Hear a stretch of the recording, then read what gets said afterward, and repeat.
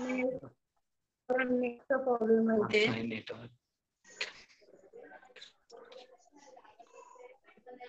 नमस्कार. मी संकल्प फाउंडेशनच्या वतीने आपल्या सर्वांचे पुनश्च एकदा स्वागत करतो. संकल्प फाउंडेशन गेले 11 वर्ष ऑनलाईन आणि ऑफलाईन दोन्ही मोड मध्ये महाराष्ट्रातल्या विविध भागात काम करत आहे. आमचं मुख्य तत्व महात्मा गांधीजींचं खेड्याकडे चला आणि स्वामी विवेकानंद आणि रामकृष्ण परमहंसांचं शिवभावे जीवसेवा या तत्वानुसार आमचं फाउंडेशन काम करतं. आणि गेले 11 वर्ष झाले ग्रामविकास, पर्यावरण, शिक्षण, आरोग्य अशा विविध क्षेत्रात आम्ही कार्यरत आहोत. गेल्या 11 वर्षात आम्हाला जे अनुभव आले, समाजाची सेवा करायला मिळाली, त्याबद्दल निश्चितच आमच्या NGO ला अभिमान वाटतो. आणि या सगळ्या कार्य करत असताना विविध अनुभव आम्हाला वेगवेगळ्या रूपात आले.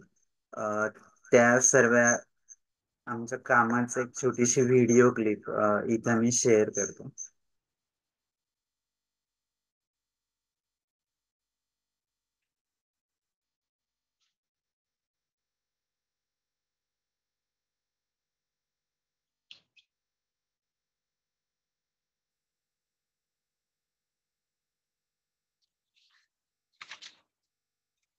निर्माणों के पावन युग में हम चरित्र निर्माण न भूले, स्वार्थ साधना की आंधी में वसुधा का कल्याण न भूले।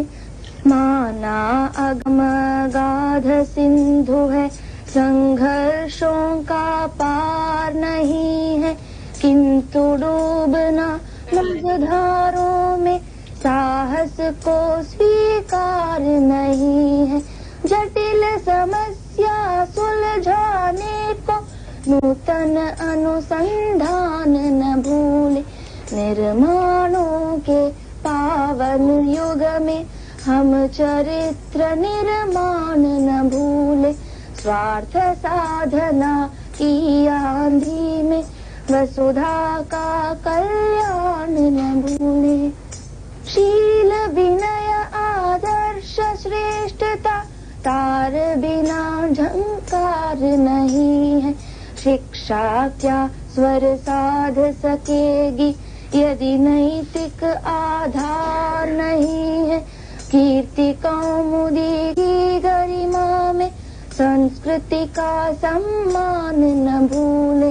निर्माणों के पावन युग में हम चरित्र निर्माण न भूले, स्वार्थ साधना की आंधी में वसुधा का कल्याण न भूले।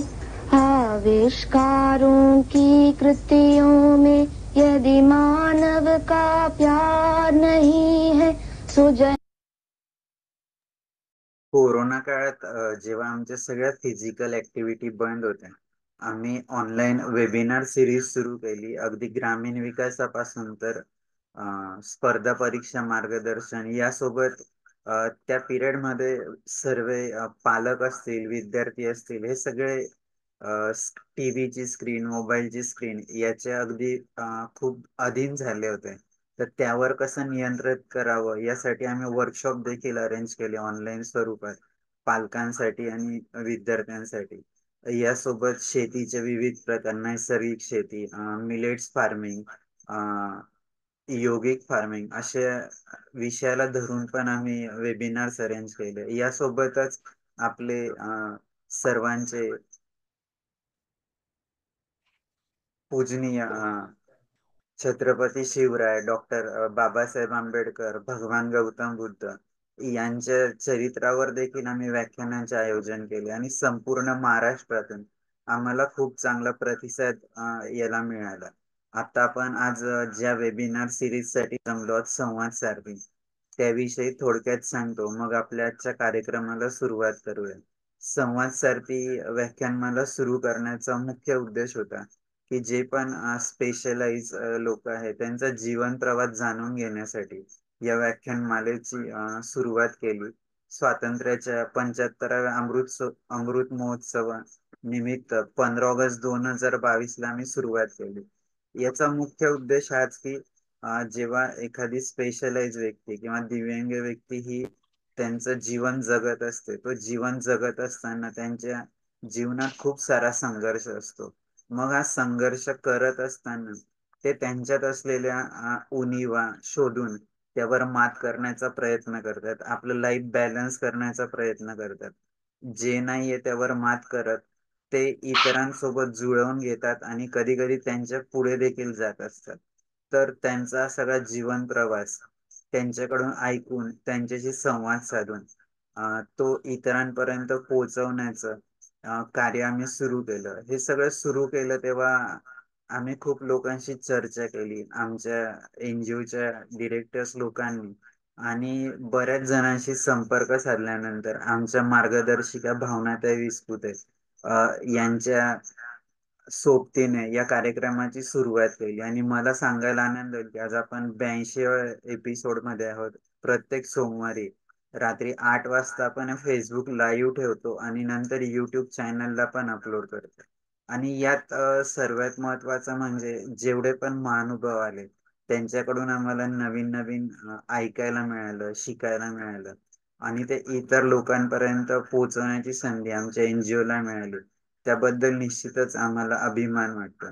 मी जास्त वेळ न घेता आपल्या आजच्या वक्त्या समिता मॅडम यांचा परिचय करून देण्यासाठी डॉक्टर अनिता मॅडमला विनंती करतो. डॉक्टर धन्यवाद अनिता. सर. धन्यवाद सर. नमस्कार. नमस्कार. संकल्प फाउंडेशन सामनेर आयोजित संवाद सारथी या वेब संवाद सत्रातील पुष्प 82वे आज गुंफले जात आहे. संवाद सारथी या वेब संवाद सत्रातील 82वे पुष्प गुंफण्यासाठी आपल्या अपंगत्वावर मात करत सामाजिक व व्यावसायिक क्षेत्रात आपले वेगळे स्थान निर्माण करणाऱ्या रत्नागिरी येथील सामाजिक कार्यकर्ता माननीय समिता महादेव कुळळे मॅडम आज आपणास वक्त्या म्हणून लाभलेल्या आहेत. मॅडमचा थोडक्यात परिचय. मॅडम या सध्या सोलगाव तालुका राजापूर जिल्हा रत्नागिरी येथे त्या सध्या वास्तव्यात आहेत. मॅडमचं शिक्षण 7वी झालेलं आहे, पण मॅडमचं कार्य अतिशय मोठं आहे. मॅडम ह्या सोशल वर्कर आहेत. त्या सोशल वर्क सामाजिक कार्य करताना त्या दिव्यांगांना भेटणे, त्यांचे प्रॉब्लेम समजून घेणे, त्यांना शासकीय कामात मदत करणे, सर्व शासकीय योजनांची माहिती करून देणे, कागदपत्रे काढण्यासाठी मार्गदर्शन करणे, असे अपंगांना मदत वेगवेगळ्या प्रकारची मदत ताई करत असतात, मॅडम करत असतात. आणि मॅडमला मिळालेला जो पुरस्कार आहे तो रत्नागिरीतला प्रतिष्ठित दिव्यांग शक्ती पुरस्कार मॅडमांना लाभलेला आहे. आणि मॅडमांचा जो आवड आहे तर ती आहे संवाद साधणे, लोकांशी बोलणे, जे की आज संवाद साधणे हे कमी झालेलं आहे, पण ताईंना संवाद साधणे हा ताईंचा आवड आहे ताईंची. आणि ताईंचा जो छंद आहे तर तो स्वयंपाक करणे, उन्हाळी काम करणे, उन्हाळ्यामध्ये फरसाण वेफर्स बनवून विकणे, पार्लरची पण मॅडमना आवड आहे. नंतर लेडीज कॉस्मेटिकचे छोटे दुकान सुद्धा मॅडम चालवतात. तर अशा ह्या आपल्या समिता ताई आहेत. तर त्यांच्याबद्दल एक म्हणावंसं वाटतं इथे की जिस हाल में लोग मरने की दुआ करते हैं, जिस हाल में लोग मरने की दुआ करते हैं, उसी हाल में मैंने जीने की कसम खाई है, उसी हाल में मैंने जीने की कसम खाई है, असं समिता ताईंबद्दल म्हणावंसं वाटतंय. तर अशा ह्या माननीय समिता कुळवे मॅडम आपल्याशी समिताचे संग्रहित जीवन कार्य या विषयावर आपल्याशी संवाद साधणार आहेत. चला तर मग आपणही संकल्प फाउंडेशन सामनेर आयोजित वेब संवाद उपक्रमात सहभागी होऊया आणि अडथळ्यांवर मात करत पुढे जाण्यासाठी नवीन ऊर्जा मिळवूया. तर अधिक वेळ न घेता मी पुढील सूत्रे माननीय विशाल सरांकडे सोपविते. धन्यवाद. धन्यवाद डॉक्टर अनिता मॅडम. मी जास्त वेळ न घेता आपल्या आजच्या वक्त्या समिता मॅडम यांना रिक्वेस्ट करतो की त्यांनी त्यांचा जीवन प्रवास आमच्या सोबत शेअर करावा. आणि आपल्या सोबत जेवढेही महानुभाव जॉईन झाले मी त्या सर्वांचे पुनश्च एकदा स्वागत करतो. समिता मॅडम तुम्ही तुमचा जीवन प्रवास आमच्या सोबत शेअर करावा अशी विनंती करतो. थँक्यू. सुरू करू का? हो, येस येस करेक्ट. माझं नाव समिता महादेव कोळी आहे, मुक्कामपूर सोलगाव, तालुका राजापूर, जिल्हा रत्नागिरी. या ग्रामीण भागामध्ये मी जन्म घेतला आहे. माझा जन्म आहे 23/10/1982. आवाज येतो का सर? 23 हो, 10 येतोय क्लिअर आहे मॅडम. तर माझं बालपण एक म्हणजे मुळातच जन्म घेतातच एक अपंगत्व आलेलं आहे. दोन्ही पण पायाने मी अपंग आहे. तर सुरुवातीला माझं म्हणजे लहान असताना एका पायाचं ऑपरेशन केलं गेलंय. माझा जन्म 1982 आणि पायाचं ऑपरेशन झालंय 23/5/86 मध्ये मुंबईमध्ये आजिवले हॉस्पिटलमध्ये झालंय ते. कारण उजवा पाय माझा गुडघ्याच्या खाली हे आहे, अपंगत्व आहे. आणि डाव्या पायाला पूर्ण तर म्हणजे गुडघ्याच्या खालीच पूर्ण हे झालेलं होतं, बाक पडलेली होती. त्याला ऑपरेशन करून वडिलांनी सरळ करण्यात आला. तिथून माझं आयुष्य म्हणजे मी लहानाची मोठी म्हणजे नंतर मला कुटुंबापासून दूर ठेवण्यात आलं ऑपरेशन केल्याच्या नंतर. कारण सर्वसामान्य कुटुंबात न राहता मी माझ्या आईच्या आईकडे मला सोपवण्यात आलं. कारण मी एक अपंगत्व असल्यामुळे वडिलांचं एक म्हणजे मानसिकता काही वेगळी होती. कारण ही अपंग असल्यामुळे कायमस्वरूपी याचं देखभाल करायला लागणार. मग त्याच्यासाठी मला आईच्या आईकडे सोपवण्यात आलं होतं. माझं तिथं बालपण तिथेच गेलं सर्व. 1998 मध्ये माझं शैक्षणिक वर्ष चालू झालंय.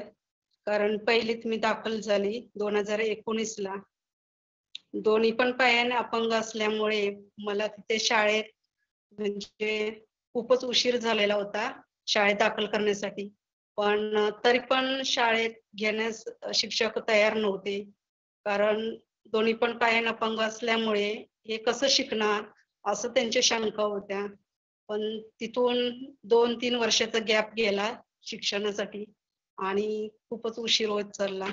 त्याच्यामुळे माझं शिक्षण कसं तरी प्राथमिक शाळेत 7वी पर्यंत मी पूर्ण करू शकले. 30/4/98 मध्ये शाळा माझी पूर्ण झाली 7वी पर्यंत प्राथमिक शाळा. त्याच्यानंतर काही दिवस मी आजीकडेच होते. तर माझं बालपण ही तिथेच गेलं. 1999 मध्ये माझी काकांची मुलगी आहे. तर तिच्या बाळाने जन्म घेतला. त्याचं नाव किरण आहे आणि बहिणीचं नाव आहे कविता बाळकृष्ण जाधव. मिस्टरांचं आहे बाळकृष्ण हिरू जाधव.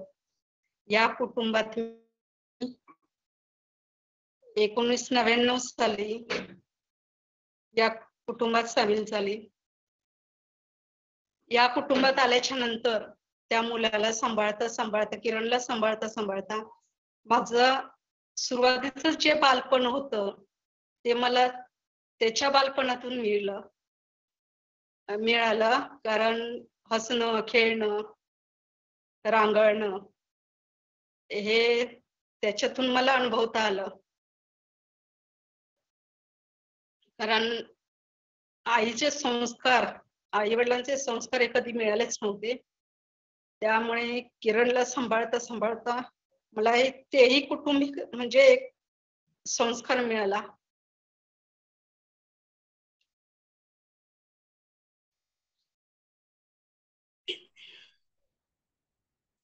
कारण अशावत असताना अपंग म्हणजे काय हे तेव्हा जाणीव झाली मला. कारण आजीकडे असताना मला त्याची जाणीव कधीच झाली नव्हती. कारण तेवढं मला नॉलेज पण नव्हतं. पण एक किरणला सांभाळताना असं मला वाटलं की एक माझं एक कुटुंबच उभं राहिलंय. मला एक आधारस्तंभ म्हणून मला मिळालं त्याच्या आई वडिलातून. कारण त्याचं बालपण, त्याचं खेळणं, त्याचं रांगणं हे माझ्या जीवनाची म्हणजे खरी सुरुवात तिथपासून झाली.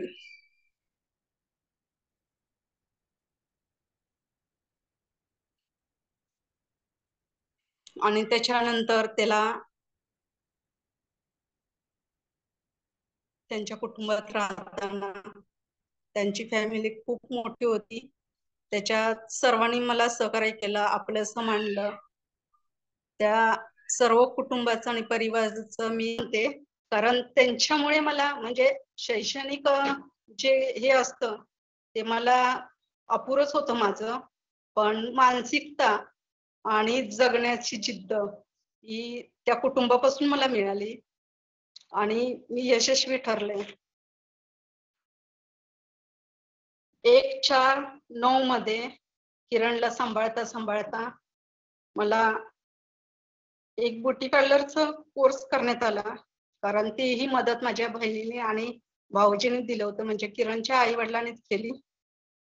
तिथून 5/3/9 ला आरीवर्क कोर्सचा क्लास केला, तेही त्यांच्या सहाय्यानेच केलं, त्यांच्या मदतीनेच केलं, कारण असं कधी तिने भासू दिलंच नाही की मी एक त्यांची नातेवाईक आहे.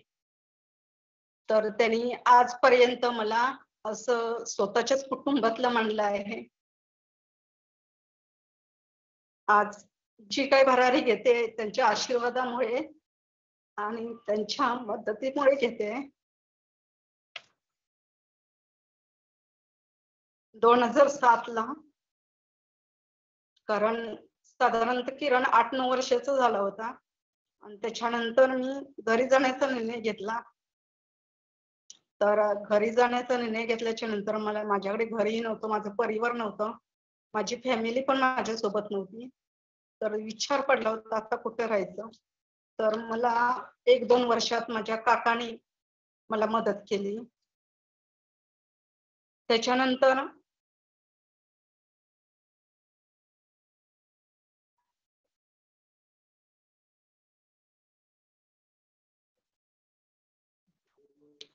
तेवीस 10/2007 ला माझे व्यवसाय स्थापित करायचा विचार आला, कारण तेवढं मला नॉलेज पण नव्हतं, शिक्षण पण नव्हतं. त्यावेळीही मला किरणच्या आई वडिलांनीच मदत केली, हेल्प केली. समाज कल्याण यातून 25,000चं लोन काढून दिलं होतं त्यांनी हेल्प करून. तर त्याच्यासाठी जागा घेण्यासाठी, खरेदी करण्यासाठी आणि जागेचे कागदपत्र करण्यासाठी मला तालुक्यामध्ये यावं लागलं होतं. त्याच्यासाठी माझ्या काकांनी, मोठे काका म्हणजे गणपत जानुकुळीये, हरीश जानुकुळीये आणि साधू जानुकुळीये, हे काका माझ्या सोबत होते माझ्या मदतीला. तर तिथे कागदपत्र करताना माझं परत ऍक्सिडेंट झालं आणि परत अपंगत्व आलं. म्हणजे जे आहे त्याच्यात पण मी अजूनच खचून गेले होते, कारण 3 वर्ष मी जागेवरती 3 महिने जागेवरती काढले, कारण एक बाजू ह्याच्यात कमकुवत झाली होती. तर म्हणता मला वाटलं होतं की पूर्ण मी परत खचून गेली, पण नाही. 6 महिन्याच्या नंतर परत मी ते सामर्थ्याने उभी राहिले या सर्वांच्या मदतीने आणि माझ्या व्यवसायाला सुरुवात केली. -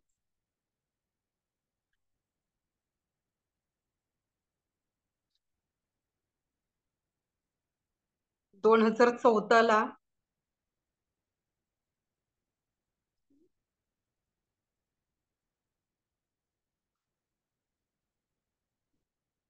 काही काळ तसंच गेलं, कारण पूर्ण नॉलेज नसल्यामुळे व्यवसाय माझा काय व्यवस्थित चालत नव्हता, कारण तेवढं नॉलेज पण नव्हतं. सर्वांच्या मदतीने हा व्यवसाय उभा करण्यात आला होता. त्याच्यातून काही अडथळे पण येत होते, पण त्याला सामोरं जाण्याचा प्रयत्न करून मी पुढे एक धाडस केलं की 2011 ला यशवंत माझं शिक्षणच अपुरं असल्यामुळे थोडी मनात माझ्या खंत उभी राहिली होती, तर ती भरून काढण्यासाठी 2011 ला यशवंत मुक्त विद्यापीठ यामधून ऍडमिशन घेतलं 10वी साठी. तर 10वीला गेल्याच्या नंतर ते इथून 25 ते 30 किलोमीटर अंतर होतं माझ्या घरापासून. तर तिथे सकाळी 7च्या बसने जाणं आणि दुपारी 1 वाजता निघून 7 वाजता घरी पोहोचायचं होतं. त्यामुळे दुकान काही दिवस बंदच राहिलं होतं. तिथे ऍडमिशन घेतल्याच्या नंतर 10वीला कशी तरी पास झाली आणि 12वीला ऍडमिशन घेतलं. 12वीला ऍडमिशन घेतल्याच्या नंतर 4 विषय माझे तिथून गेले, कारण डोक्यात अभ्यासच बसत नव्हता तेवढं नॉलेज नसल्यामुळे आणि आर्थिक परिस्थितीने बेचैन डोकं झाल्यामुळे डोक्यात काही राहतच नव्हतं. ते 4 विषय गेले आणि त्याच्यानंतर मी 13वी साठी म्हणून ऍडमिशन घेतलं. 13वीला ऍडमिशन घेताना खूप अडथळे आले, कारण दुकान बंद असल्यामुळे घरातली आर्थिक परिस्थिती ही बिघडत चालली होती आणि त्याच्यातून 13वीला ऍडमिशन घेतलं तर तिथेही थोडं हे झालं, प्रॉब्लेम झाला, कारण तिथले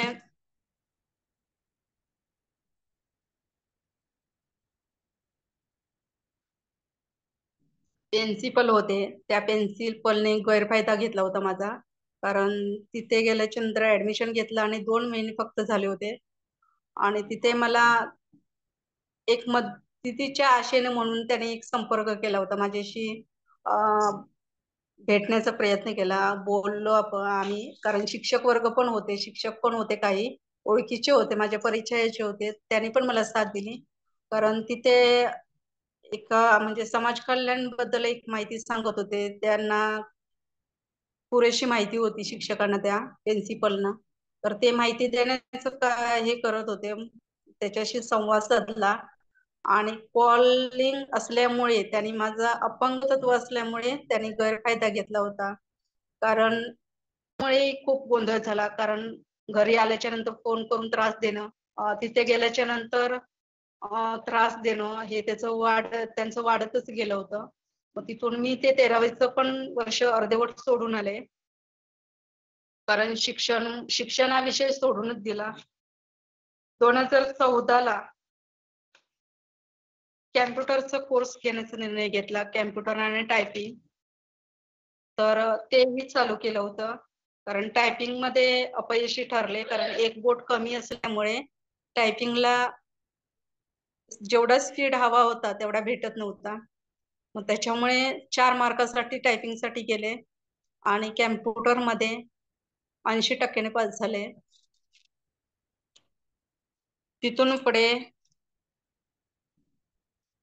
परत दुकान व्यवसाय चालू करण्याचा प्रयत्न केला. फार कुठंतरी काही ते दिवसभराचं असं म्हणजे इन्कम मिळावा तेवढा मिळत नव्हता, पण खर्चापुरता मिळत होता. जे काय कमवत होतं ते खर्चालाच जात होते, घरातल्या खर्चासाठी. आर्थिक परिस्थिती नसल्यामुळे ते खर्च सगळं घरातच खर्च होऊन जात होता.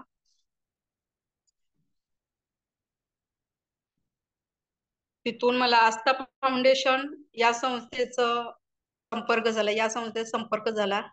सुरेखा जोशी मॅडम म्हणून आहेत, त्यांनी संपर्क साधला, त्यांच्याशी संपर्क साधला 15 मध्ये. तर तिथे पण मला काही त्यांच्याशी संपर्क साधून मला खूप म्हणजे त्यांनी सहकार्य केलं मला, पण त्याच्यातूनही अडथळे आले, कारण पुढे काहीतरी मार्गदर्शन त्यांच्याकडून मिळेल आणि लाभेल आणि आयुष्यात मी अजून काहीतरी शिकायला मिळेल या आशेने मी त्यांच्याकडे जास्तीच जवळ गेले आणि त्यानेही माझा म्हणजे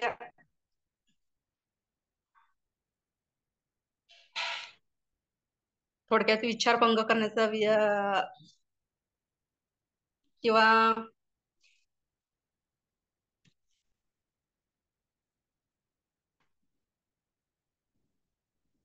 कारण त्याने एक संस्थेचं नाव सांगितलं होतं, औरंगाबादला एक संस्था होती आणि त्याच्यामध्ये ब्युटी पार्लर आणि शिवण क्लास ट्रेनिंग देत होते. मग त्याच्यासाठी जाण्यासाठी मी हे केलं, विचार केला आणि त्यांच्यासोबत औरंगाबाद पर्यंत जाऊन पोचले. तर तिथे गेल्याच्या नंतर 12 दिवस कसे तरी गेले, कारण शिकण्याचा तर काही तिथे हेच नव्हतं, उल्लेखच नव्हता, कारण त्याने तिथे गेल्याच्या नंतर मला कामालाच लावलं होतं, घरचे काम करणं वगैरे. मग तिथे पण काही प्रॉब्लेम झालेत आणि तिथून पण तिथे काही अशा घटना घडल्या की कारण चोरीचा आळ लावण्यात आला तिथे, आणि तिथे पण पोलीस कंप्लेंटी वगैरे झालेत. पण दुर्दैवाने म्हणजे मला देवाने साथ दिली आणि तिथून पण मी निघून आले, कारण पोलिसांनी माझीच बाजू मांडली होती आणि ते तिथे पण यशस्वी ठरले. आणि औरंगाबाद ते मुंबई, मुंबई ते राजापूर असा मी प्रवास केला. त्याच्यानंतर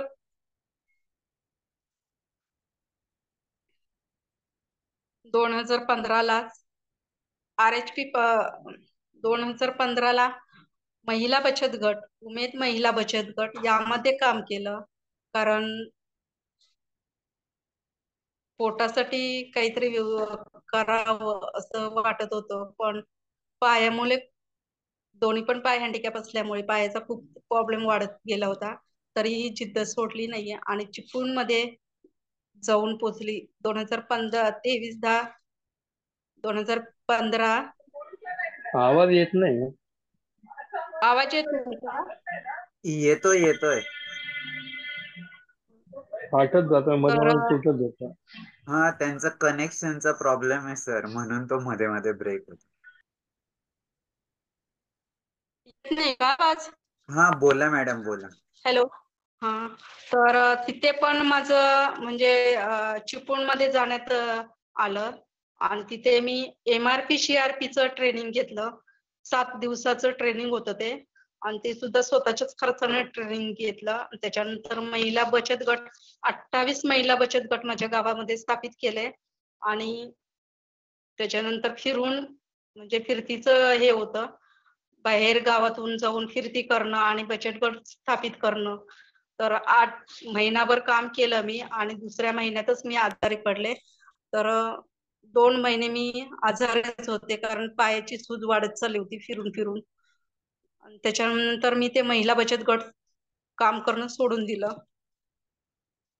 2016ला नाकाडे सर RHP फाउंडेशन यांची ओळख झाली. कारण एक माझा मित्र होता, त्या मित्राच्या संवादातून त्यांनी माझी नाकाडे सरांची भेट करून दिली. आणि नाकाडे सरांची भेट झाल्याच्या नंतर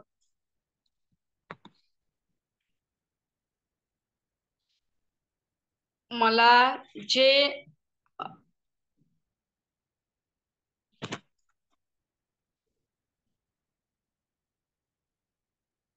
माझं जे मानसिक ताण होतं ते कमी झालं. कारण सादिक नाकाडे सर, समीर नाकाडे सर यांच्याशी संवाद साधून, कारण ते माझे रोज मला कॉन्टॅक्ट भरपूर शिकवण्याचा प्रयत्न केला आणि त्यांच्यातून पण, त्यांच्या कॉलिंग मधून, त्यांच्या संवाद साधून भरपूर असं काही शिकायला मिळालं की आज मी यशस्वी ठरले आहे. सर कारण प्रत्येक कार्यक्रमामध्ये मला त्यांनी सामील करून घेतलं. प्रत्येक गोष्टीमध्ये हातभार लावून, प्रत्येक कामामध्ये माझ्या हातभार लावून मला यशस्वी केलं. त्याबद्दल मी त्यांचे आभार मानते. आणि 2000 त्यांच्या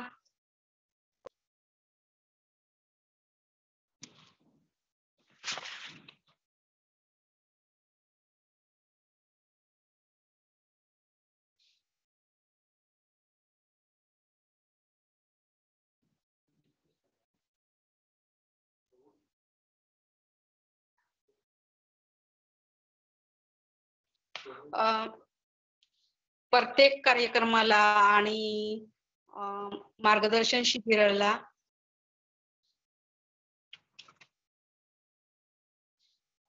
आणि मार्गदर्शन शिबिराला त्यांनी मला आपल्या सोबत घेऊन जायचे. आणि त्यांच्यातून अपंगत्व म्हणजे मला कुठेतरी कमी वाटत होतं, कारण ग्रामीण भागात राहिल्यामुळे आणि आजूबाजूची परिस्थिती माझी बिकट असल्यामुळे, तर मला त्याच्यात आणि तेवढं पुरेसं शिक्षण नसल्यामुळे मला म्हणजे एवढं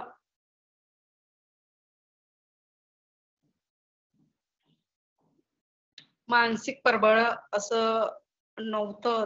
ते मला मिळालं तिथं त्यांच्यातून.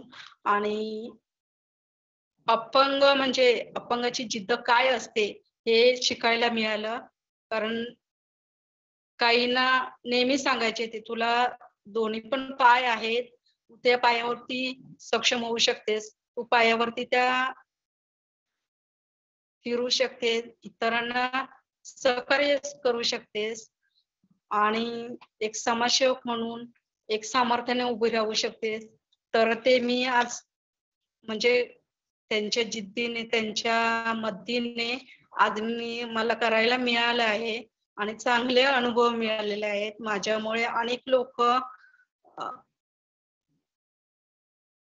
सामर्थ्याने उभी राहिले आहेत आणि चांगल्या चांगल्या कार्यक्रमामध्ये आणि चांगल्या चांगल्या संस्थांमध्ये माझी ओळख झाली आहे आणि परिचयाची लोक म्हणजे आजपर्यंत मला कोणी असं माझं जवळचं नाही असं वाटत होतं, पण आज माझ्या अवतीभोवती सगळेच आहेत. आज ते नाकाडे सरांमुळे यशस्वी झाले आहे आणि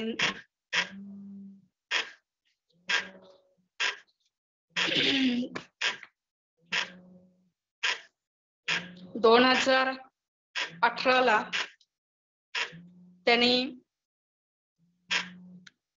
माझे जे पेपर सगळे म्हणजे अपंग सर्टिफिकेट वगैरे होतं, गाडी पास होता, ट्रेन पास होता किंवा गाडीसाठी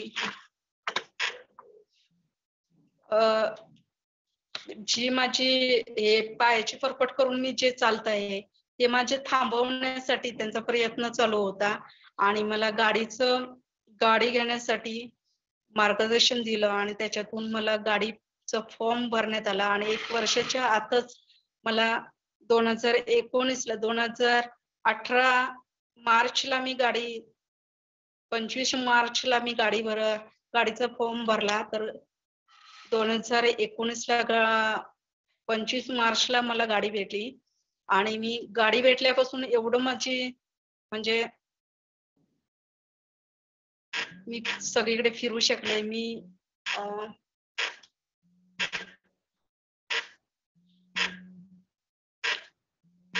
आज जिद्दीने उभी राहू शकले आणि मला सर्व ह्याच्यामध्ये कामामध्ये यश मिळालं आज ते नाकाडे सरांमुळे. तर त्याच्यानंतर 2020ला मला गाडी शिकता येत नव्हती, तर 1 वर्ष अशीच राहिले होते आणि 2020ला मला गाडी शिकण्यासाठी सुनीता मॅडमनी हेल्प केली होती. सुनीता मॅडमनी मला त्यांच्याकडे राहून 3 दिवसात गाडी शिकवली. तर मग त्यांच्यामुळे गाडीही मला शिकायला मिळाली आहे. 2021ला पहिलीच गाडी रत्नागिरीला मध्ये म्हणजे तालुक्यामध्ये मी गाडी फिरवतच होतो त्याच्यानंतर, पण रत्नागिरी पर्यंत नेली नव्हती गाडी. तर शोरूमला गाडी सर्व्हिसिंग साठी मागवण्यात आली होती, तर त्याच्यासाठी गाडी घेऊन जात होते. तर तेव्हा पण माझं ऍक्सिडेंट झालं होतं. तर त्या ऍक्सिडेंट मध्ये पण पूर्ण खचून गेली होती. पण तिथे घरातल्यांना, माझ्या नातेवाईकांना कोणाला न माहिती असता किंवा न कोणाला सांगता मी Nakade sir, Sunita madam, Sadiq Nakade sir, Sunita madam आणि समीर सर यांनी मला खूप हेल्पफुल केली आणि स्वतःच घरातलं एक सदस्य म्हणून समजून माझी खूप काळजी घेण्यात आली आणि पूर्ण बरं करून मला घरी पाठवण्यात आलं.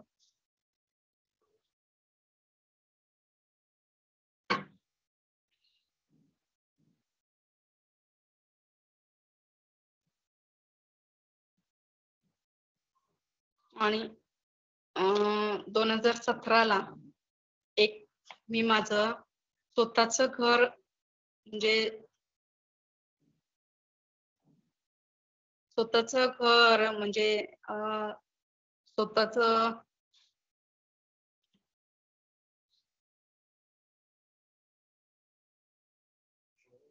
माझं स्वतःच घर नसल्यामुळे मी एक प्रधानमंत्री योजनेतून घरकुलसाठी अर्ज केला आणि वडिलांच्या जागेमध्ये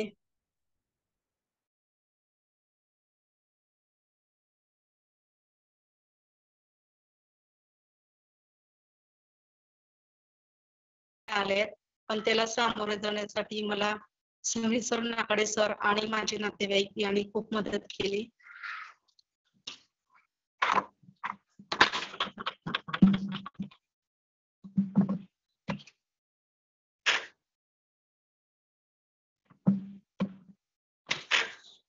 खूप मदत केली.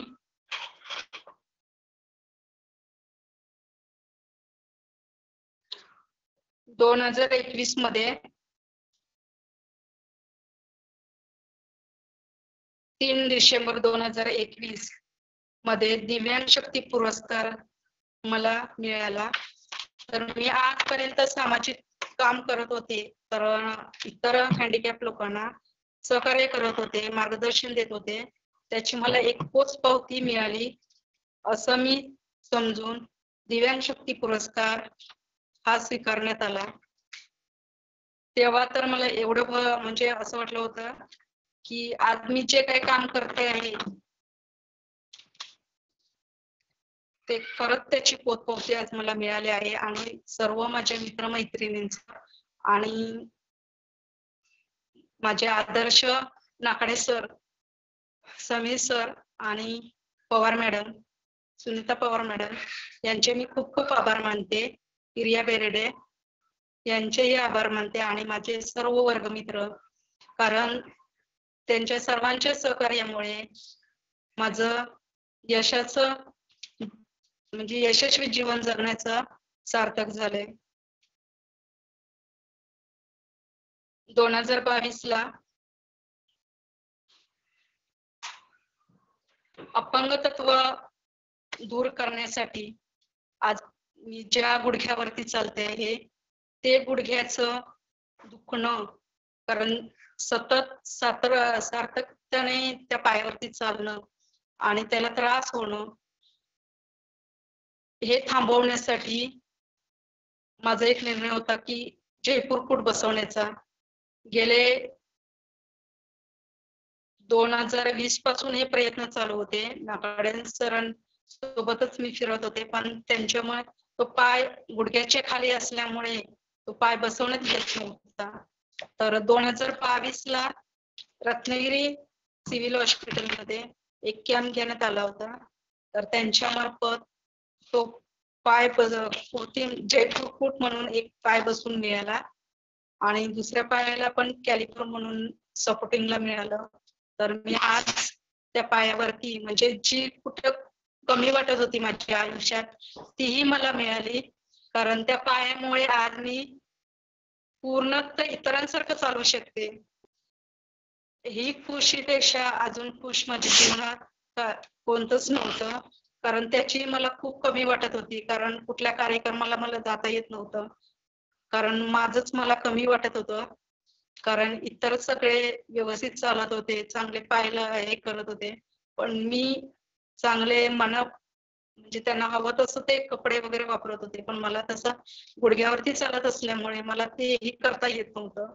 माझं ते अपूर्ण जीवन होतं, ते आज मी परिपूर्ण करू शकले.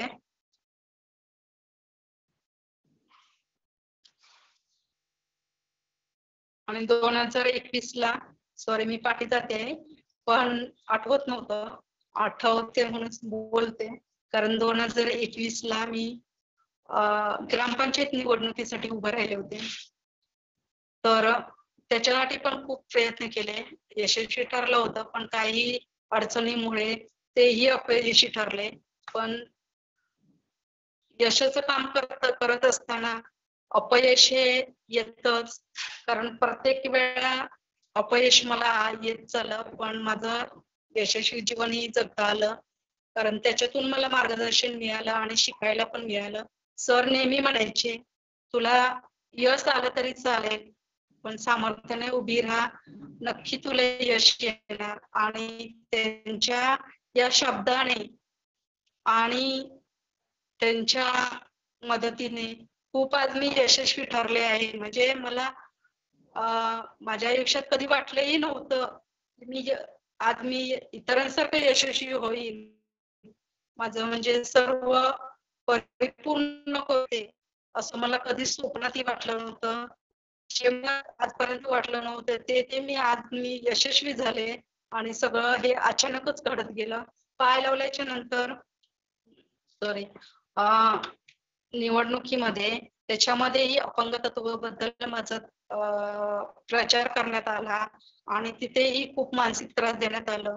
पण तिथे सरांची कायमस्वरूपी साथ असताना आणि माझ्या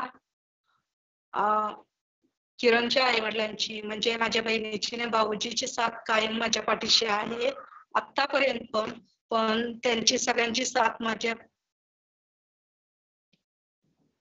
माझ्या सोबत असताना मी प्रत्येक गोष्टीला अडचणीला जिद्दीने सामोरे जाते आणि यशस्वीही ठरते.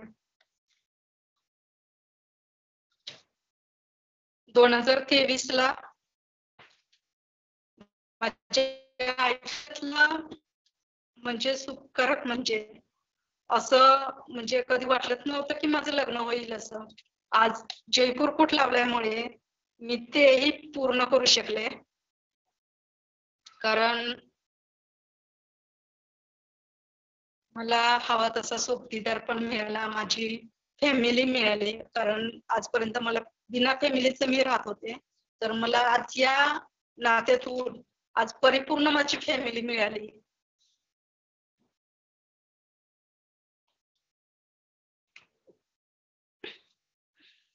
दोन 2023 ला 10 मार्चला 2023 ला 2 मार्चला माझी आणि विजयबाईची ओळख झाली आणि त्याच्यातून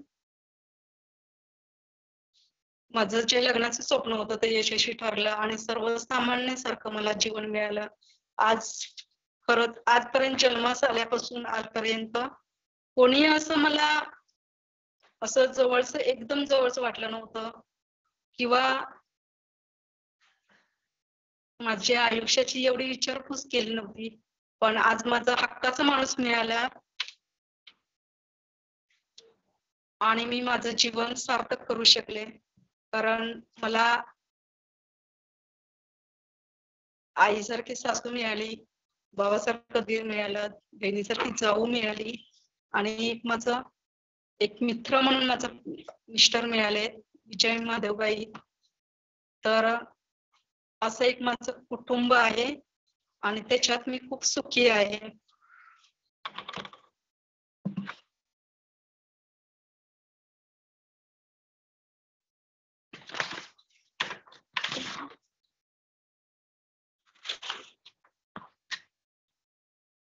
आज प्रत्येक सुख दुःखात ते मला साथ देत आहेत आणि सातत्याने मदत करत आहेत.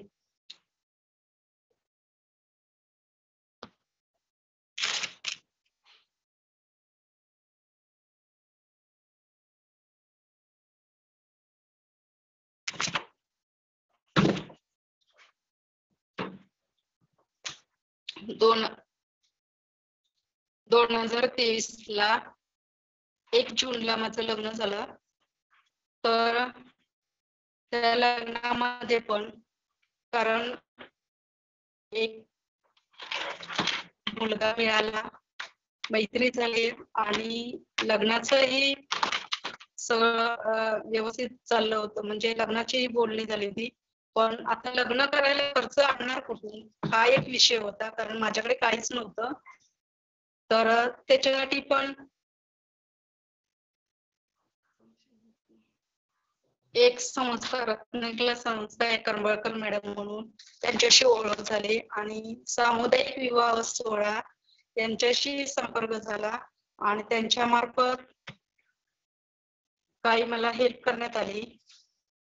गळ्यात एक मंगळसूत्र, मणी मंगळसूत्र, साडी आणि थोडक्यात म्हणजे संसार म्हणून एक भांडी देण्यात आली होती. त्याच्यानंतर पुढे विवाह स्थळ, तर त्याच्यासाठी पूर्ण हे म्हणजे घरचे नाते वगैरे किंवा इतर खर्च हा माझ्या म्हणजे किरणच्या आई वडील बाळकृष्ण हिरू जाधव आणि कविता बाळकृष्ण जाधव हे माझे यांच्या घरी सर्व माझं म्हणजे सामान्य व्यक्तींचं जसं करता येतं तसं माझं करण्यात आलं होतं. कारण ती एक माझी कमकुवत होती बाजू. कारण मला असं वाटत होतं की मला आधार कोण देणार आता, तर त्याने माझं सर्व हळदीच्या कार्यक्रमापासून सगळं माझं लग्न लावण्यापर्यंत, लग्नाचं कन्यादान करण्यापर्यंत सामर्थ्याने आई वडील हे मला आज ते दोघे जण लाभलेत आणि त्यांनी सर्वस्व सगळं त्यांच्या घरी सर्व कार्यक्रम पार पाडण्यात आलं. तर त्यांचे पण खूप आभार मानते आणि हा विषय मी बंद करते. संकल्प फाउंडेशन सेमिनार संवाद सारथी ऑनलाईन संवाद यांचे मी आभार मानते आणि मी विषय बंद करते.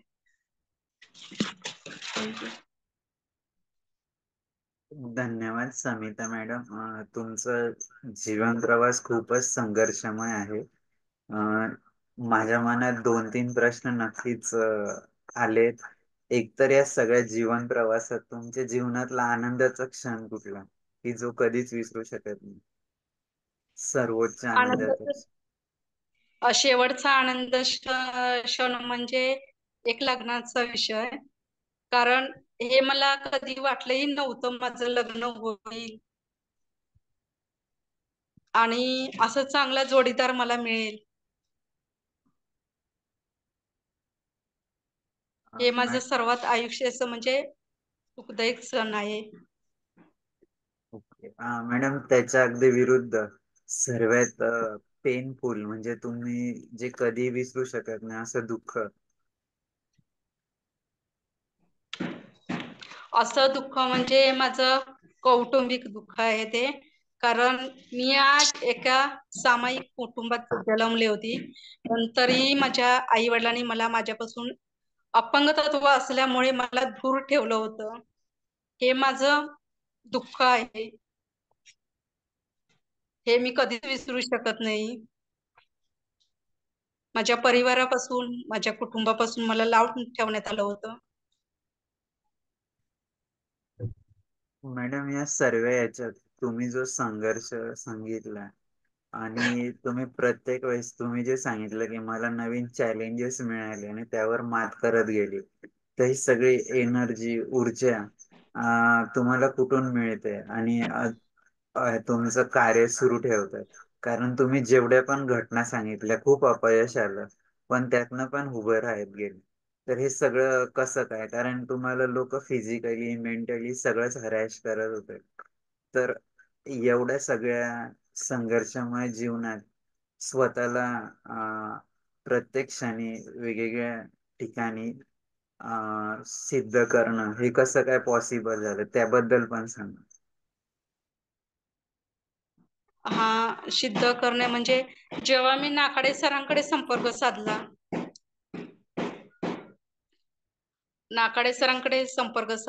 तेव्हा त्यांच्या बोलण्यातून एक मानसिकता माझी सुधारण्यात आली आणि एक असं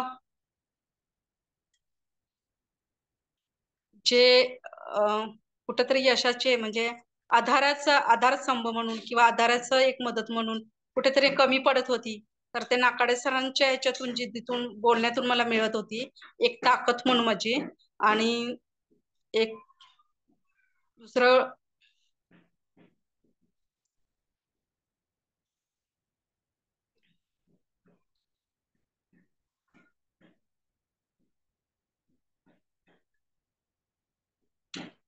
हॅलो सर, आवाज येतो का?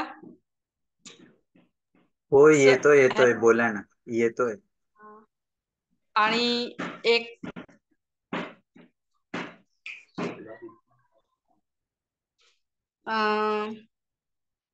एक सुरुवात माझी आयुष्याची एक जाधव फॅमिलीतून झाली आहे. ते सातत्याने तर मला प्रत्येक संकटच्या वेळी किंवा अपयशी येत आहे त्यावेळी मी त्यांचीच मदत घेऊन पुढे जाण्याचा प्रयत्न करत होते.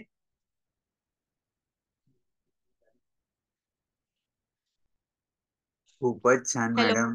हा हा, खूपच छान तुमचा प्रवास आहे.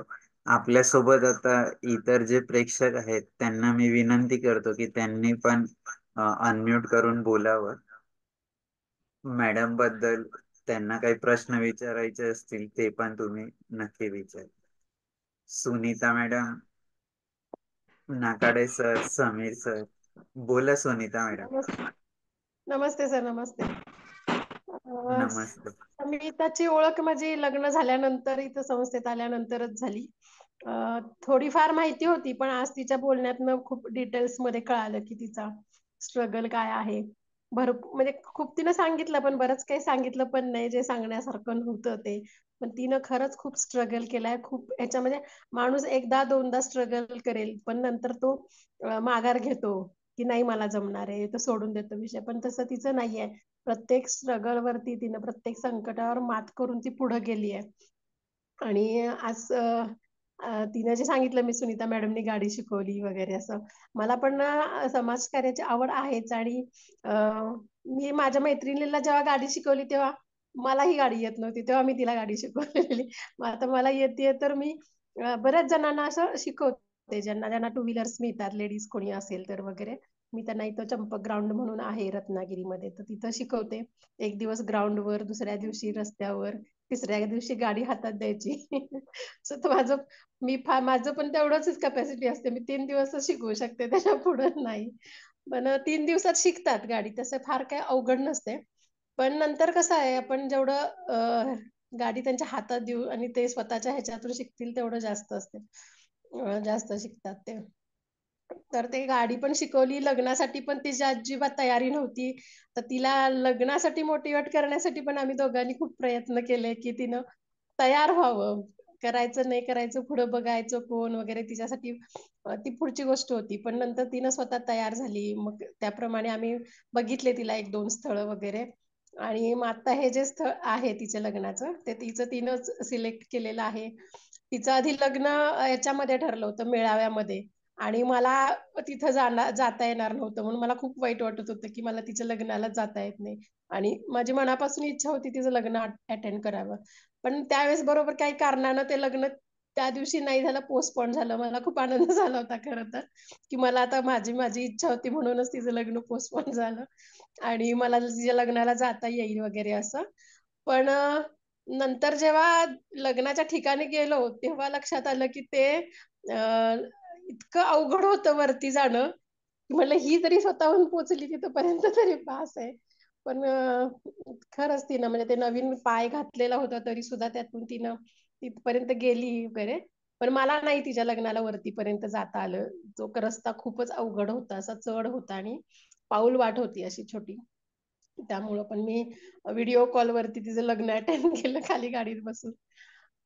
मला आनंद होतो तिच्यासाठी. म्हणजे आता खरंच ती सेटल झाली. आता म्हणजे अपंग मुलं असलं की त्यांना खरं तर मेन आई वडिलांचा सपोर्ट पाहिजे असतो, आधार पाहिजे असतो. आणि मेन म्हणजे तिला तोच मिळाला नाही. नाहीतर ती आणखीन आयुष्यात खूप चांगली प्रगती करू शकली असते. पण आता जे काय आहे तिनं, आता सगळ्यांना ती क्रेडिट देत असेल किंवा हे, तरी पण ती तिचं स्वतःची जिद्द म्हणजे आहे, तिच्यात चिकाटी आहे म्हणूनच ती इथपर्यंत आहे. त्याचं सगळं श्रेय तिलाच आहे. आणि मी खूप खुश आहे तिच्यासाठी. खूप खूप शुभेच्छा समिता. Thank you madam. धन्यवाद मॅडम. नाकाडे सर, तुम्ही बोलताय. नमस्कार. मी समीर बोलतोय, नाकाडे. हा बोला सर.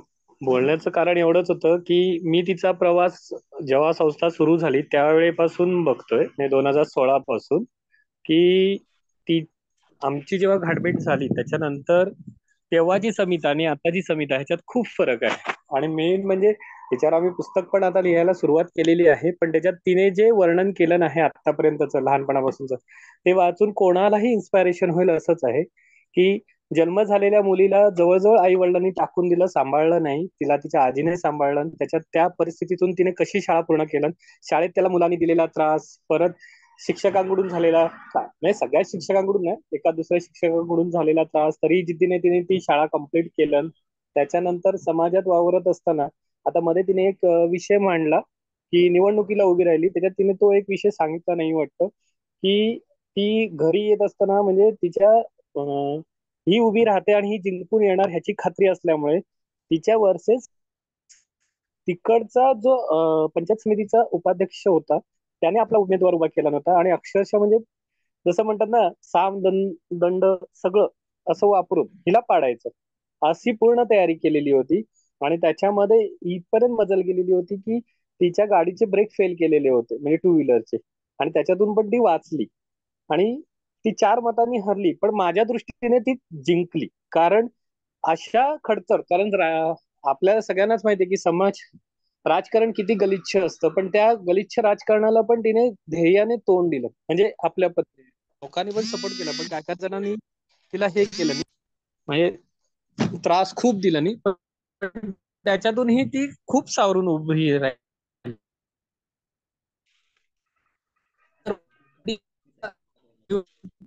पण तरी सुद्धा त्या ह्याच्यातून ती सावरली आणि स्वतःच्या ह्याच्यावर. आणि सगळ्यात महत्वाचं म्हणजे तिच्याशी सगळ्या लोकांसाठी तिने एवढं काम केलं होतं. जेव्हा तिला पाय बसवले गेले आणि तो व्हिडिओ आम्ही टाकला, तेव्हा अक्षरशः काही म्हणजे आमचे जे कलिग्स आहेत, अपंग बांधव वगैरे आहेत, ते अक्षरशः इतके खुश झाले होते, त्यांनी फोन करून सांगितलं आणि म्हणजे आनंदाने उड्या मारला इथपर्यंत गेलं होतं की ही मुलगी इतका म्हणजे त्रासातून, आम्ही तिच्या घरी पण जाऊन आलोय, म्हणजे घर असं तिचा डोंगराळ भागात आहे, तिथून ती त्या पद्धतीत उतरत चढत होती. ते बघून आम्हाला उलट प्रेरणा मिळत होती की ही मुलगी इतकं कठीण परिस्थितीत खूप चांगल्या पद्धतीने जीवन जगते. म्हणजे घर पण तुम्ही बघाल ना, एक छोटंसं घर आहे तिने घरकुल योजनेत, पण ते तिने स्वतःच्या जीवावरच बांधलेलं आणि इतकं टापटीप की एखादी चांगली म्हणजे एकदम सुदृढ मुलगी सुद्धा घर ठेवू शकत नाही त्या पद्धतीचं, तेवढं ती ठेवत होती. म्हणजे तिच्याकडून ते घेण्यासारख्या गोष्टी आहेत, जेवण बनवणं असो किंवा काहीही, ती त्या ह्याच्यात एकदम माहिर आहे. आणि ह्याचं सगळं श्रेय हे तिलाच आहे. आपण काय फक्त मार्गदर्शन करतो, पण मार्गदर्शनावर चालणारी व्यक्ती ही महत्वाची असते आणि ती त्याच्यात ग्रेट आहे. आणि आज जे काही तिचं अस्तित्व आहे, आज राजापूर तालुक्यात तिला सगळेजण ओळखतात, कारण त्याचं कारण आहे तिची मेहनत. आणि आज आम्हाला सगळ्यात आनंद वाटला की तिने जी गोष्ट कधी ती मान्य करत नव्हती की माझं लग्न होईल, ते आज लग्न होऊन ती खूप चांगल्या फॅमिलीत गेली आहे. तर माझं एवढंच आहे की तिच्या भावी आयुष्यासाठी माझ्याकडून खूप खूप शुभेच्छा. थँक्यू. धन्यवाद समीर सर. तुम्ही आठवण करून दिली तो एक व्हिडिओ जो सुनीता मॅडमने शेअर केलाय तो दाखवतो.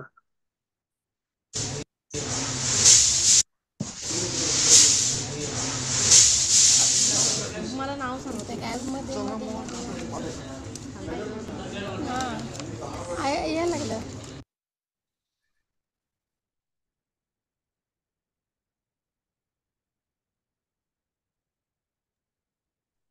नाकाडे सर बोला तुम्ही. हा समिता कोळे. मी फक्त एवढंच सांगेन, पुढच्या आयुष्यासाठी तुम्हाला मी शुभेच्छा देईन. कारण का तिचा जीवनपट आज सगळ्यांनीच, माझ्या मिसेसने सांगितला, माझ्या भावाने सांगितला, आणि आम्ही तिच्याबरोबर कायम होतोच. आणि पुढच्या आयुष्यासाठी फक्त मी शुभेच्छा देईन, एवढंच बोलू शकेन, दुसरं काय नाही बोलणार. कारण का शब्दच माझ्याकडे आता उरलेले नाहीयेत. तरी पुन्हा एकदा तिच्या पुढच्या आयुष्यासाठी खूप खूप शुभेच्छा, एवढंच मी म्हणू शकेन. धन्यवाद सर. भानसे सर. मॅडम नमस्कार. हा नमस्कार. हॅलो नमस्कार. मॅडम, तुम्ही आजीकडे राहिला म्हणतात, बरोबर आहे? हा, तिकडे आजीच्या गावातला जीवन प्रवास नाही सांगितलं, थोडं थोडं थोडं तो पण सांगून द्या. तिथं कसं काय राहिला तुम्ही, आणि तिथली आजीनं तुमच्यासाठी वडिलाचं बी हे दिलं, आईचं पण हे दिलं, तर आजीच्या बद्दल थोडं सांगा. आजीचं म्हणजे मला आता कुठलं साल तर सांगता येणार नाही, मी आजीकडे सोपवण्यात आलं ते. पण एवढं सांगू शकते की आजीने जे पालन पोषण केलं ते माझ्या आई वडिलांनी पण केलं नाही. कारण शाळेत नेऊन काकेवरून नेऊन सोडणं, माझं परत घरी घेऊन येणं, कुठे जाईल तिथे म्हणजे कुठं काय कार्यक्रम असेल तर ती स्वतःहून काकेवरून घेऊन फिरवायची मला. जेवण वगैरे पण, कारण ती पण सामायिक कुटुंबातच होती, कारण मामा होते, मामी होती, आणि माझ्या मामाने पण माझ्या वडिलांची आठवण कधीच कमी भासू दिली नाही, कारण वडिलांच्या जागेवरती ते मामा होते. मामाने पण मला भरपूर सहकार्य केलं. शिक्षणासाठी खर्च तो माझ्या मामानेच केलाय, 1ली ते 7वी पर्यंत. परत तिथून मला म्हणजे सगळं जेवढं ते आपल्या मुलाला करायचे तेवढं माझ्यासाठी केलं त्याने. पण एवढीच खंत त्या वेळेला त्या काळात म्हणजे एवढंच वाटत होतं मला, कारण तिथे असताना जे आपण आई वडिलांकडे मागू शकतो, जे आपण आई वडिलांकडे हट्ट करू शकतो, ते मी तिथे करू शकत नव्हते, कारण मामी असल्यामुळे, त्यांची मुलं असल्यामुळे, त्यांचं सामायिक कुटुंब असल्यामुळे आजीला तर देणं शक्य नव्हतं. आणि त्याच्यातून थोडं खूप म्हणजे असं कमीपणा नेहमी वाटायचं, की मी कोणाकडे हक्काने मागू, भूक लागली तरी मला मागता येत नव्हतं त्या वेळेला, कारण तिथे आजी जे द्यायची तेच गोड मानून खायला लागत होतं.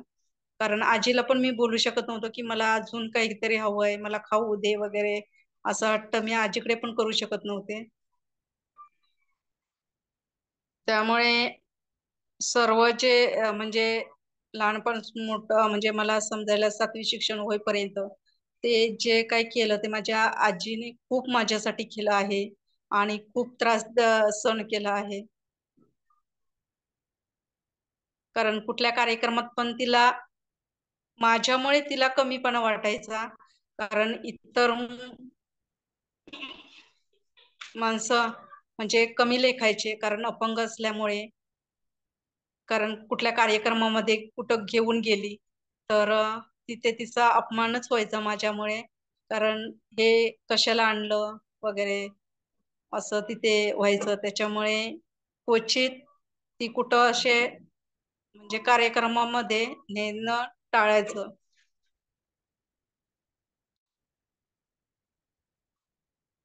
Hello sir. हा बोला मॅडम. चला ठीक आहे, खूप खूप धन्यवाद. पुढील पुढील असेच नवनवीन कार्य करण्यास शुभेच्छा. थँक्यू. धन्यवाद भानसे सर. Doctor Anita madam. नमस्कार मॅडम. खूप इन्स्पायरेबल स्ट्रगल आहे तुमचं, म्हणजे स्पीचलेस असं झालेलं आहे. तर तुम्हाला खरंच खूप खूप पुढील आयुष्यासाठी शुभेच्छा. हे तुमचं स्ट्रगल ऐकून खरं म्हणजे तुम्हाला सॅल्यूट मॅडम. थँक्यू.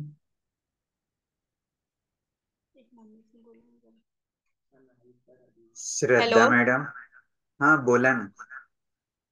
मी माझं एक फॅमिली कुटुंब दाखवते, कारण मी ज्या येस. घरातला म्हणजे जे मला आजपर्यंत जे यश मिळालं आणि जो पाठीशी माझे आज कुटुंब उभं आहे, त्यांची मी एक ओळख करून देते इथे. अरे बोलू. नक्कीच नक्कीच. दिसतंय का सर? व्हिडिओ नाही, दिसतंय का? तुमचा दिसतोय, ते बाकीचे नाही दिसत. हा चालेल, बोलव ना मम्मीला. 1 मिनिट सर. हो हो हो.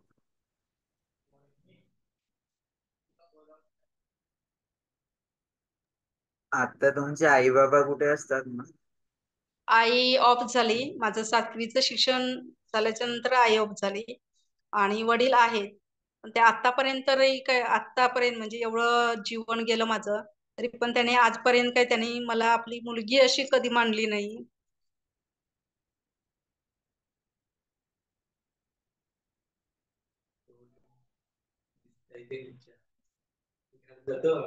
सर्व या सर्व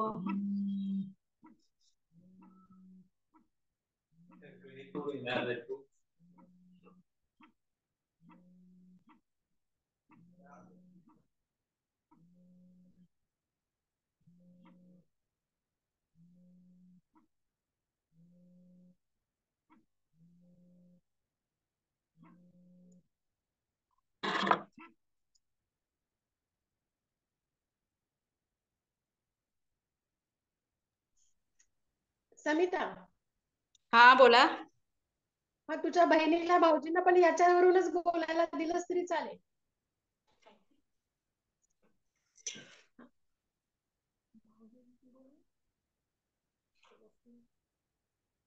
बाबूला पण घे पटकन, लवकर घे. हम्म.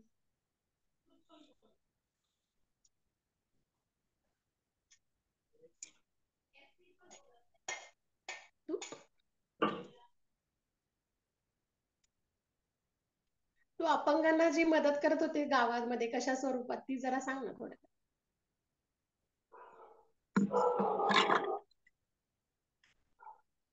Hello madam. हा, तू अपंगांना जी मदत करत होतीस गावामध्ये, ती थोडक्यात सांग ना. हा. थोडक्यात म्हणजे जे सरकार मान्यते योजना, सरकारी योजनेचा लाभ जो दिव्यांगांना मिळत नव्हता, तर हे RHP फाउंडेशनच्या या माध्यमातून त्यांच्यापर्यंत संवाद साधून लोकांपर्यंत पोहोचवण्याचं काम केलं. आणि ग्रामपंचायत व गावातले व्यक्ती सहकार्यास तयार नव्हते, तर सरांच्या मदतीने कॅम्प घेऊन तिथे तेही परिपूर्ण झालं आणि सर्वांना सहकार्य करण्याचं धाडस झालं. आणि आजपर्यंत ग्रामपंचायत आणि गावातले सर्व सदस्य किंवा सर्व हँडिकॅप व्यक्ती माझ्या सल्ल्यानेच काम करत आहेत. आणि सर, हा बोल. हॅलो, दिसतंय का? या ना जरा 2 मिनिटं. अरे हॅलो. हा, दिसते बोल. Hello sir. हा दिसतंय बोला का? ना. हो, कोण आहे? हा, आता जे मी सांगत होते ते, हे माझी ताई आहे आणि हे भाऊजी आहेत. मुलं नाही आले नमस्कार. तर नमस्कार. नमस्कार. तर ह्याने आज मला आई वडिलांची आधार आणि आई वडिलांचं म्हणजे संस्कार ते आज ह्या दोघांनी दिले आहेत आणि ते परिपूर्ण पण त्यांनी केले आहेत.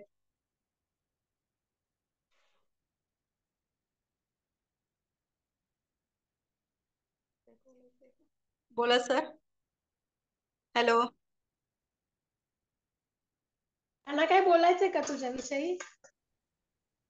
तुम्हाला काय बोलायचं, सांगायचं काय?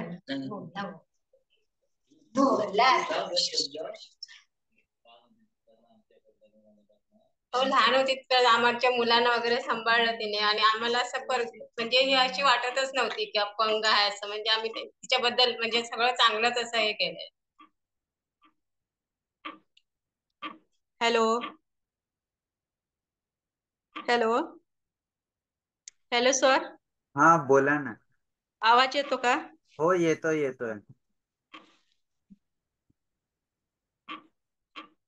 बोलायचं आहे. तुम्ही 2 शब्द बोला.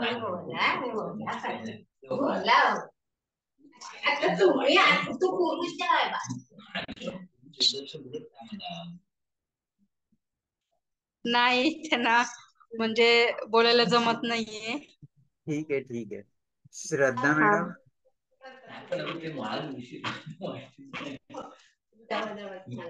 Hello madam. हा बोला. मॅम, तुमचा प्रवास ऐकला मी आता.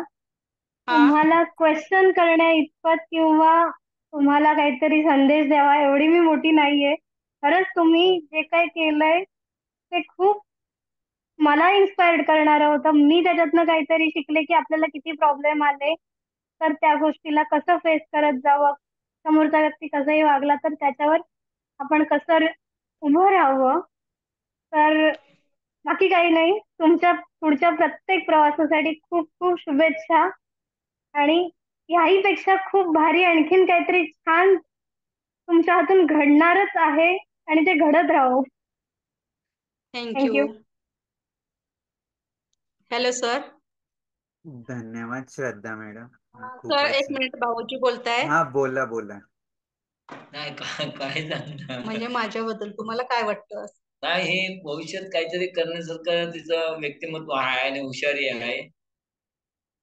आणखी तिची धडपड आहे.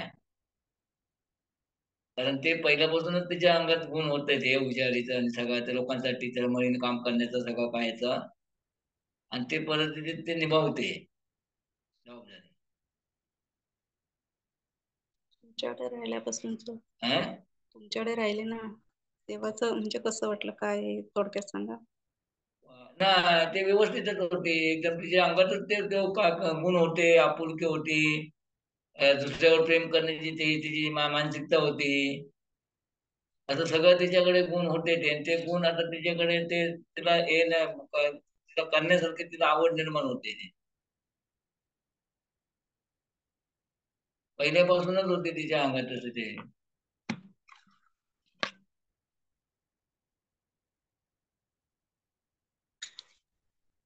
Hello sir.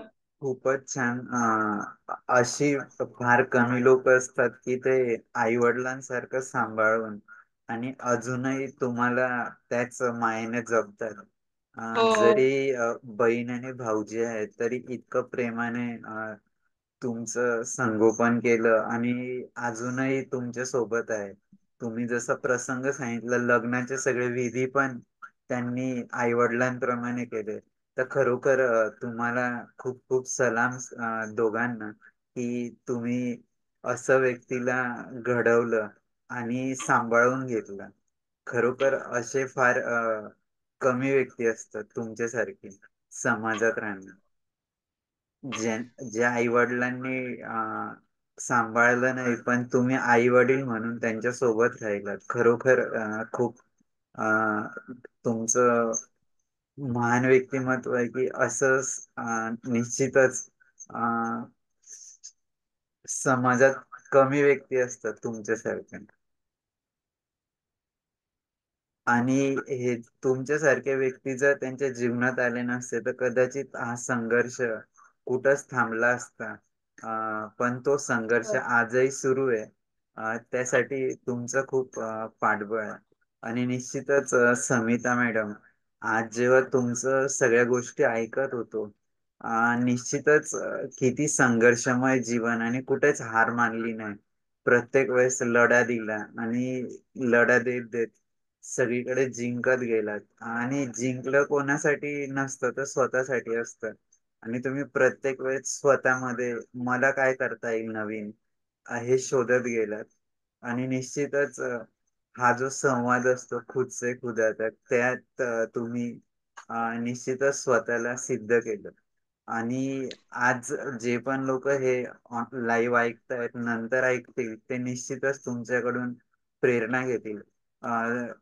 जाता जाता एक संदेश तुमच्याकडून नक्कीच ऐकायचा आहे. पण त्यापूर्वी आमच्या संपूर्ण परिवाराकडून तुमचं ऋण व्यक्त करतो की तुम्ही तुमचा महत्वाचा वेळ या वेबिनार साठी दिला आणि तुमचं सर्व जीवन संघर्ष आमच्या सोबत शेअर केला. प्रत्येक वेळेस खरोखर जे पण महानुभाव इथं येतात त्यांच्याकडून जे ऐकायला मिळतं त्यातनं निश्चितच प्रेरणादायी असंच आम्हाला मिळत असतं. आणि निश्चितच आमच्या NGOच हा अभिमानाचा क्षण आहे की हे सगळं इतरांपर्यंत पोहोचवण्याची संधी आम्हाला मिळतं. निश्चितच मॅडम तुम्हाला तुमच्या जीवनात भावी आयुष्यासाठी शुभेच्छा. जाताना एक संदेश नक्की द्यावा. नंतर आपण प्रार्थनेने आजच्या कार्यक्रमाची सांगता करू. सर थोडक्यात सांगायचं म्हणजे एक मिस्टरांचं बोलणं झालं नाही. एक म्हणजे थोडक्यात 2 शब्दाचं बोलणं झालं असतं कारण ते ट्रेन मध्ये असल्यामुळे त्यांना व्हिडिओ ओपन करता आला नाही. ही थोडी खंत होती. तर त्याच्यामध्ये त्यांना संपर्क साधता आला नाही. मी आता तुम्हाला तेच विचारणार होतो की तुमचे मिस्टर नाही आहेत. नाही ट्रेन मध्ये असल्यामुळे त्यांना व्हिडिओ हे करता आलं नाही, ओपन करता आलं नाही. कारण 7 वाजता ते निघाले, लवकरच निघण्याचा प्रयत्न करत होते पण त्यांना आज लेट झालं यायला कारण ट्रेन न मिळाल्यामुळे. तर त्याच्यामुळे ते ह्याच्यावरती बोलू शकले नाही, संवाद साधू शकले नाही. आणि जे आज जे काही संकट येत होती तर त्याच्यापासून मला अजूनही काही शिकायला मिळत होतं. त्याच्यामुळे आज मी यशस्वी होऊ शकले आणि सर्वांच्या सहकार्याने.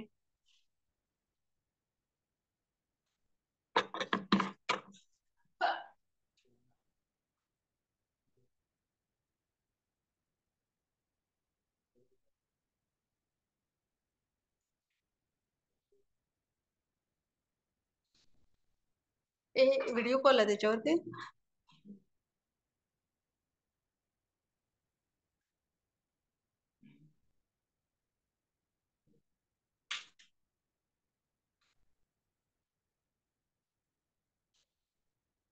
Hello sir. समिता. हा बोला ना. समिता, हा बोला. तू इतरांना काय संदेश देशील 2 शब्दात? सगळ्यांसाठी. सगळ्यांसाठी तू काय संदेश देशील की सगळ्यांनी कसं आयुष्यात उभं राहण्यासाठी काय करावं असं? एबल आणि डिसेबल दोन्हींसाठी.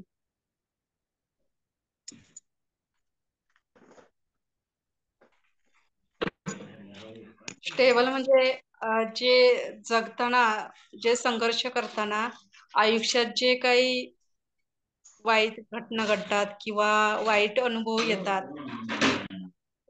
ते आपल्याला शिकण्यासाठीच अनुभव येत आहेत आणि त्या अनुभवामधूनच आपल्याला शिकायला मिळते.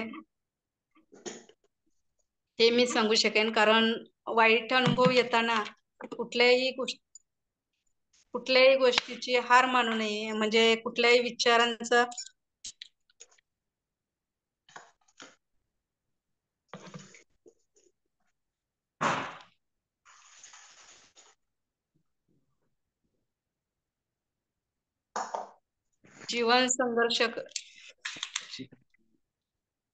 जीवन संघर्षमय असताना, कारण ज्या वाईट घटना घडतातच आणि वाईट अनुभव येतातच, पण त्याच्यातून वाईट अनुभव तर त्याच्यामध्ये जे आपल्या भवितव्यात पुढे काहीतरी चांगल्या गोष्टी घडणार आहेत, त्याच्यासाठीच वाईट अनुभव येतात. ते वाईट अनुभव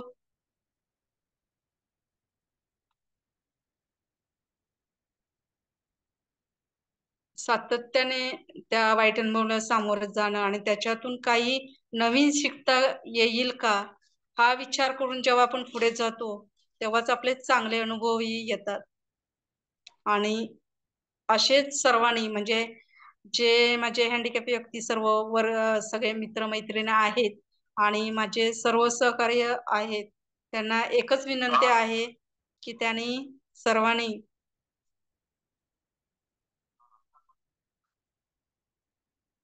सर्वांनी अनुभवातून, म्हणजे जे काही वाईट अनुभव येतात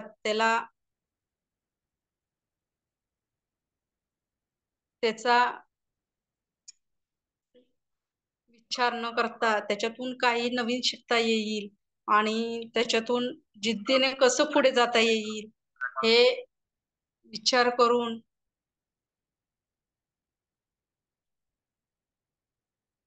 याच्यातून प्रेरणा घेऊन या सर्वांनी पुढे जाण्याचा प्रयत्न करावा आणि जिद्दीने उभं राहावं.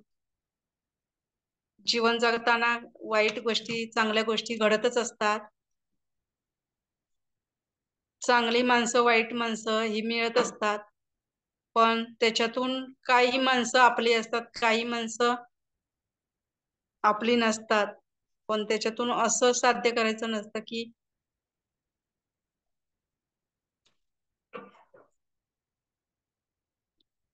हे आपल्यासाठी वाईट होतं म्हणून. आपण जर मनात चांगल्या गोष्टी नेहमी मनात आणत गेलो तर चांगलेच विचार येतात, चांगले अनुभव येतात, चांगली माणसं आपल्याला जीवनात मिळतात आणि त्यांच्या संपर्कामधून आणि त्यांच्या व्यक्तिमत्वामधून आपल्याला नवीन काही ना काही शिकता येतं.